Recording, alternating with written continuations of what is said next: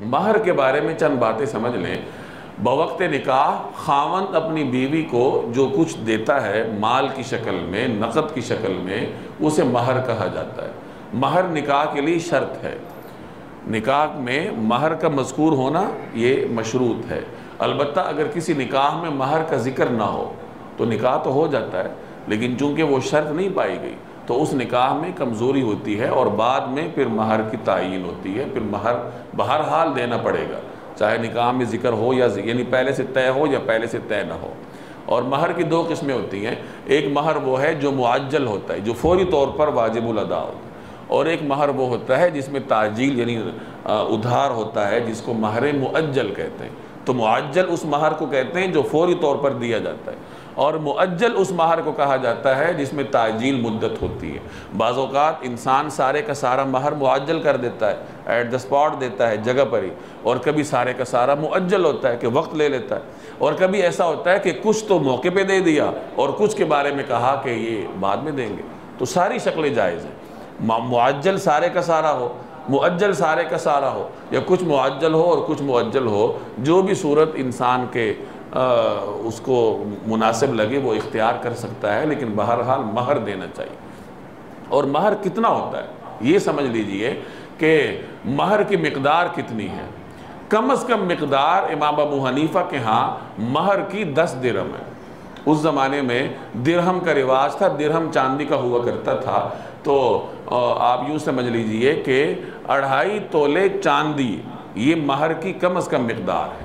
اور زیادہ سے زیادہ کتنا مقدار ہونا چاہیے تو یہ اللہ جل جلالہ نے اس کی تعیین نہیں فرمائی، بلکہ یہ خاوند کے مالی صورتحال پر چھوڑا ہے کہ جتنی اس کی مالی صورتحال ہے وہ اسے مہر دے۔ صحابہ کرام کے معاشرے میں دونوں قسم کی مثالیں ہمیں ملتی ہیں۔ بعض روایات میں آتا ہے کہ کسی صحابی نے عرض کیا کہ یا رسول اللہ میرے پاس تو مال نہیں ہے، بالکل بھی نہیں ہے، اور اس سے پوچھا گیا تمہیں کچھ قرآن آتا ہے؟ اس نے کہا ہاں، تو آپ نے فرمایا پھر قرآن کی صورتیں ہی بطور مہر کے اسے سکھا دو۔ اس کا بھی یہ بھی ایک مثال ہے دور نبوی کی۔ اور اسی طریقے سے مہر کی اچھی خاصی مقدار بھی صحابہ کرام کے معاشرے میں ان کی مثالوں سے ہمیں مل جائیں گی۔ خود جناب رسول اللہ صلی اللہ علیہ وسلم کی ازواج مطہرات کا جو مہر تھا اور آپ علیہ السلام کی صاحبزادیوں کا، وہ مہر آج کل کے اصطلاح میں تقریباً 1 کلو اور 500 گرام کے قریب ہوتا ہے، یعنی 1.5 کلو چاندی کا چاندی کا اعتبار ہوتا ہے، تو 1.5 کلو چاندی، اور اگر آپ اس کو تولوں میں لیں تو یہ 131 تولے چاندی بنتی ہے۔ اگر آج چاندی کی قیمت 1000 ہے تو یہ 1,31,000 بن جاتا ہے، لیکن 1000 سے زائد ہی ہے۔ تو یہ وہ مہر ہے جسے ہم مہر فاطمی کہتے ہیں، اور جسے عام طور پر لوگ شرعی مہر کہہ کے 5,000 روپے پکڑا دیتے ہیں۔ اگر کسی نے شرعی مہر رکھنا بھی ہے اور اس کا مطلب مہر فاطمی ہے یا جناب رسول اللہ صلی اللہ علیہ وسلم کی ازواج مطہرات کا مہر ہے، تو پھر اسے اس طریقہ کار کے مطابق مہر دینا پڑے گا۔ اور حضرت ام حبیبہ رضی اللہ تعالی عنہ کا مہر تو بہت زیادہ تھا، وہ غالباً 4000 دینار کے قریب تھا، 4000 درہم کے قریب، اور وہ چونکہ نجاشی نے ادا کیا تھا۔ آپ کو معلوم ہوگا کہ ام حبیبہ رضی اللہ تعالی عنہ کا نکاح نبی کریم صلی اللہ علیہ وسلم کے ساتھ حبشہ میں ہوا تھا۔ نجاشی بادشاہ نے اپنی طرف سے مہر ادا کیا تھا، وہ چونکہ بادشاہ تھا تو اس نے اپنے طریقہ کار کے مطابق مہر ادا کیا۔ حضرت عمر رضی اللہ تعالی عنہ کے بارے میں آتا ہے کہ انہوں نے مہر کی تحدید کا فیصلہ فرمایا۔ اب جب مہر کی تحدید کا فیصلہ فرمایا تو بظاہر یہی لگتا ہے کہ اس معاشرے میں مہر زیادہ دینے کا رجحان تھا، اسی لیے حضرت عمر نے اس کو ریگولیٹ کرنے کا فیصلہ کیا کہ اس کی تحدید کریں۔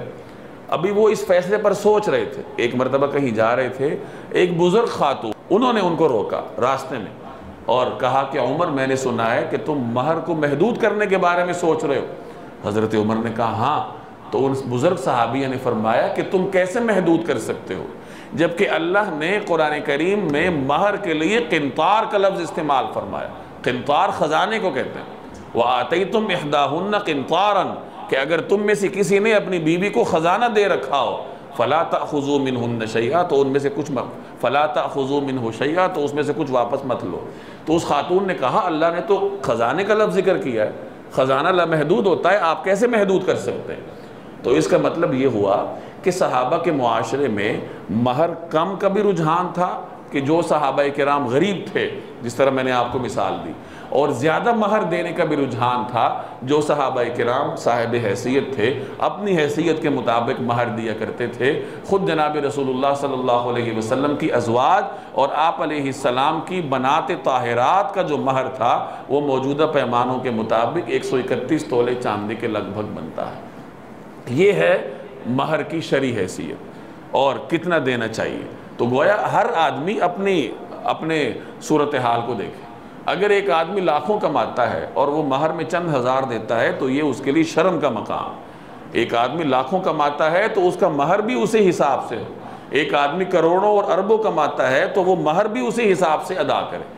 مہر کی شرعی حیثیت ہے، جہیز کی کوئی شرعی حیثیت نہیں، بارات کی کوئی شرعی حیثیت نہیں۔